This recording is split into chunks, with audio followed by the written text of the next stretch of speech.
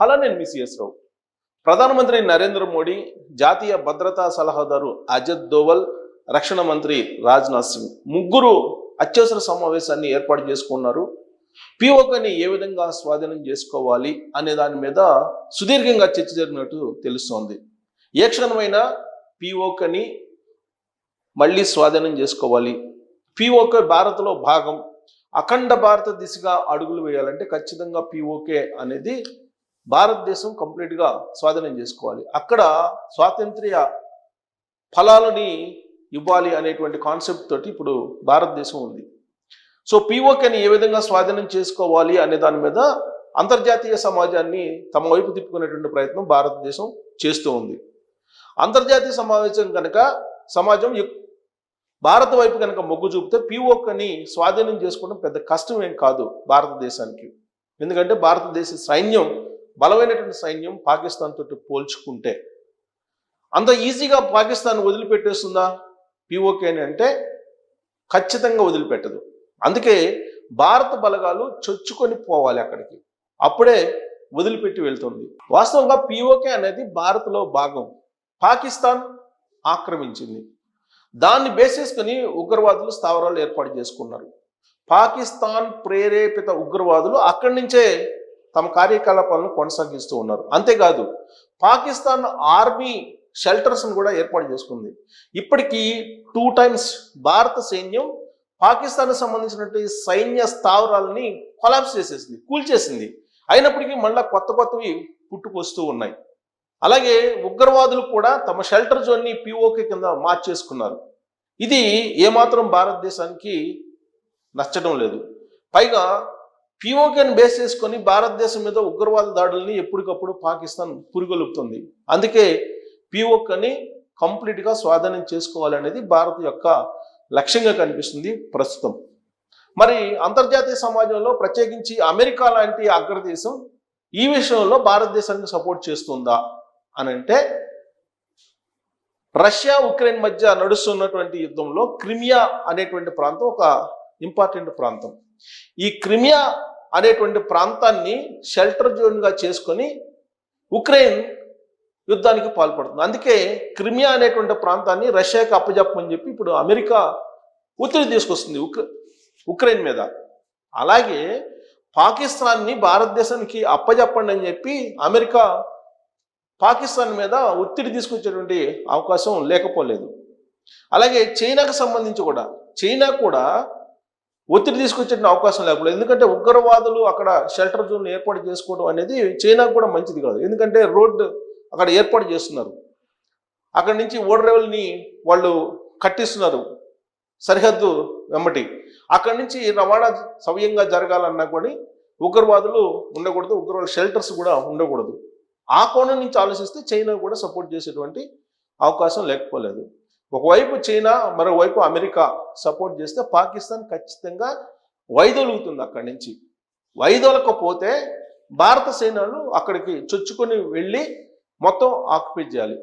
అదే జరగబోతుంది రాబోయేటువంటి రోజుల్లో అనేది ఒకటి వినిపిస్తుంది. మరొకటి, చైనా ఆక్యుపై చేసినటువంటి ఆక్సామ్ చిన్ ఇది కూడా పిఓకే లాంటిదే. ఆక్సామ్ చిన్ అనేటువంటి ప్రాంతాన్ని చైనా ఆక్యుపై చేసింది. కాశ్మీర్లో కొంత భాగాన్నేమో పాకిస్తాన్ ఆక్యుపై చేసింది. పిఓకే అంటారు దాన్నే పిఓకే, పాకిస్తాన్ ఆక్రమిత కాశ్మీర్. మరొకటి చైనా ఆక్యుపై చేసింది ఆక్సామ్ చిన్. ఈ రెండు సరిహద్దుల్లో ఉండేవి. చైనా భారత్ సరిహద్దుల్లో ఆక్సామ్ చిన్ ఉంది, పాకిస్తాన్ భారత్ సరిహద్దుల్లో పిఓకే ఉంది. సో ఈ రెండు గనక స్వాధీనం చేసుకుంటే భారతదేశం అఖండ భారతదేశంగా అడుగులు వేసేటువంటి అవకాశం ఉంది. అది సాధ్యమా అంటే ఆక్సామ్ చిన్ని చైనా ఆధీనం నుంచి తీసుకోవడం అంత ఈజీ కాదు. కానీ పిఓకేని మాత్రం స్వాధీనం చేసుకోవడం ఈజీయే ఇప్పుడున్న పరిస్థితుల్లో. ఎందుకనంటే పెహల్గామ్ దాడి జరిగిన తర్వాత, ఉగ్రవాదులు రెచ్చిపోయిన తర్వాత, 26 మందిని పొట్టను పెట్టుకున్న తర్వాత అంతర్జాతీయ సమాజం, ప్రధానమైనటువంటి దేశాలతో సహా అంతర్జాతీయ సమాజం ముక్త కంఠంతో భారతదేశానికి సపోర్ట్ చేస్తూ ఉన్నారు, మద్దతు పలుకుతూ ఉన్నారు. నైతికంగా భారతదేశానికి మద్దతు పలుకుతూ ఉగ్రవాదాన్ని వ్యతిరేకిస్తూ ఉన్నారు. ప్రపంచంలో ఉన్న అన్ని దేశాలు ఉగ్రవాదాన్ని వ్యతిరేకిస్తూ ఉన్నాయి. కానీ ఉగ్రవాదాన్ని ప్రోత్సహిస్తున్నటువంటి దేశం ఏదైనా ఉందంటే పాకిస్తాన్. అందుకే ఇప్పుడు పాకిస్తాన్ అంతు చూడటానికి, పిఓకేని స్వాధీనం చేసుకోవడానికి భారత ప్రభుత్వం సిద్ధమైంది. దాంట్లో భాగంగా ఆచితూచి అడుగులు వేస్తుంది భారత ప్రభుత్వం. అత్యవసరంగా ప్రధానమంత్రి నరేంద్ర మోడీ, రక్షణ మంత్రి రాజ్నాథ్ సింగ్, అజిత్ దోవల్ జాతీయ భద్రతా సలహాదారు వీళ్ళందరూ కూడా అత్యవసర సమావేశం అయ్యారు. వార్ జోన్లో ఆర్మీ చీఫ్ ఉన్నారు. ఆర్మీ చీఫ్ శ్రీనగర్లో ఉంటూ అక్కడ ఉన్నటువంటి మొత్తం పరిస్థితిని సమీక్షిస్తూ ఉన్నారు. ఒకవైపు కాశ్మీర్ లోయలో ఉండేటువంటి ఉగ్రవాదుల్ని ఏరివేస్తూ ఉన్నారు. మరోవైపు సరిహద్దుల్లో ఉండేటువంటి పాకిస్తాన్ సైన్యాన్ని తరిమి కొట్టేటువంటి ప్రయత్నం చేస్తున్నారు. కాల్పుల విరమణని అతిక్రమించారు పాకిస్తాన్ సైన్యం. పాకిస్తాన్ సైన్యం ఇప్పుడు కాల్పులు జరుపుతుంది. అందుకే ప్రతిగా భారత సైన్యం కూడా కాల్పులు జరిపి ఇప్పుడు పాకిస్తాన్ సైన్యాన్ని ఏరిపారేస్తుంది, చంపేస్తుంది. ఇలాంటి పరిస్థితి ఒకవైపు ఏమో సరిహద్దుల్లో అలర్ట్ ప్రకటించింది, అలాగే సరిహద్దుల్లో ఉండేటువంటి పాకిస్తాన్ సైన్యాన్ని తరిమి కొట్టేటువంటి విధంగా వ్యూహాన్ని రచించింది. ఇంకొక వైపు ఏమో కాశ్మీర్ లోయలో ఉండేటువంటి ఉగ్రవాదుల్ని ఏరివేస్తుంది, ఎన్కౌంటర్ చేసి పడేస్తుంది. ఇప్పటికే దాదాపు 4 ఉగ్రవాదుల్ని కాల్చేసింది, అనేక మంది ఉగ్రవాదుల ఇళ్లను పేల్చివేసింది, సానుభూతి పరులను కూడా కనుగొంది. ఈ సానుభూతి పరులు అలాగే ఉగ్రవాదులు ఎలా వచ్చారు అనే దాని మీద కూడా ఇప్పుడు స్క్రూటినీ చేస్తూ ఉన్నారు. వాస్తవంగా పాకిస్తాన్ సంబంధించినటువంటి అమ్మాయిలు భారతదేశానికి సంబంధించినటువంటి అబ్బాయిల్ని పెళ్లి చేసుకొని వాళ్ళు ఇక్కడికి వచ్చి షెల్టర్ జోన్లు ఏర్పాటు చేసుకుంటున్నారు.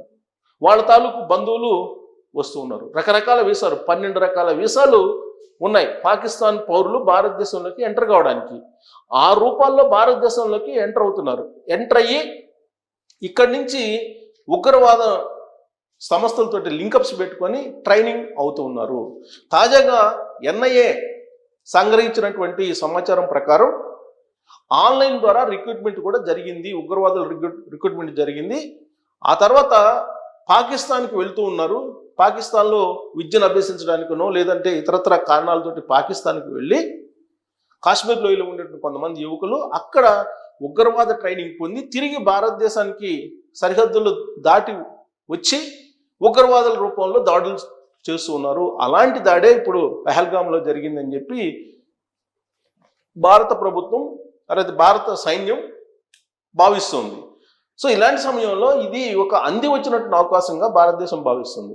ఎందుకంటే పిఓకేని ఎకాఎకిన యుద్ధం ద్వారా దాన్ని స్వాధీనం చేసుకునే అవకాశం లేదు. అంతర్జాతీయ సమాజం తప్పుపట్టేటువంటి అవకాశం ఉంది. అందుకే ఇప్పుడు పహల్గామా కేంద్రంగా చేసుకుని జరిగినటువంటి దాడిని అంతర్జాతీయ సమాజానికి చూపిస్తూ పిఓకే ఉగ్రవాద సంస్థలకు నిలయంగా మారింది కాబట్టి దాన్ని స్వాధీనం చేసుకోవడం ద్వారా ఉగ్రవాదాన్ని మొత్తాన్ని నిర్మూలించవచ్చు అనేటువంటి కాన్సెప్ట్ని ఇప్పుడు అంతర్జాతీయ సమాజం ముందు భారతదేశం ఉంచడం ద్వారా పాకిస్తాన్ని ఏకాకి చేసేటువంటి ప్రయత్నం చేస్తుంది. ఆ విషయంలో నరేంద్ర మోడీ గారు సక్సెస్ అయ్యారు అనేటువంటిది వినిపిస్తూ ఉంది. భారతదేశంలో ఉండేటువంటి విపక్షాలు, ప్రతిపక్షం వ్యతిరేకిస్తున్నప్పటికీ లేదా భిన్న స్వరాలు వినిపిస్తున్నప్పటికీ కూడా భారత ప్రభుత్వం మాత్రం అంతర్జాతీయ సమాజం ఎదుట పాకిస్తాన్ని ఏకాకిగా చేసింది. సరిగ్గా ఇలాంటి సిచ్యువేషనే పిఓకేని స్వాధీనం చేసుకోవడానికి అనువైనటువంటి వాతావరణం అనేది ఇప్పుడు భారత ప్రభుత్వం భావిస్తుంది. అందుకే ఏ క్షణమైనా పిఓకేలకి భారత సైన్యం చొచ్చుకొని వెళ్ళేటువంటి అవకాశాలు ఉన్నాయి. ఆ మేరకు వ్యూహాల్ని రచించారు త్రివిధ దళాలతోటి అనేది వినిపిస్తుంది. ఏ క్షణంలో ఏదైనా జరగచ్చు. సరిహద్దుల్లో మాత్రం ఉద్రిక్త వాతావరణం నెలకొన్నటువంటి క్రమంలో పిఓకే గతంలో పివి నరసింహారావు గారు ఏదైతే తీర్మానం చేశారో ఆ తీర్మానం ప్రకారమే భారత స్వాధీనం కాబోతుంది అనేది కూడా తెలుస్తుంది.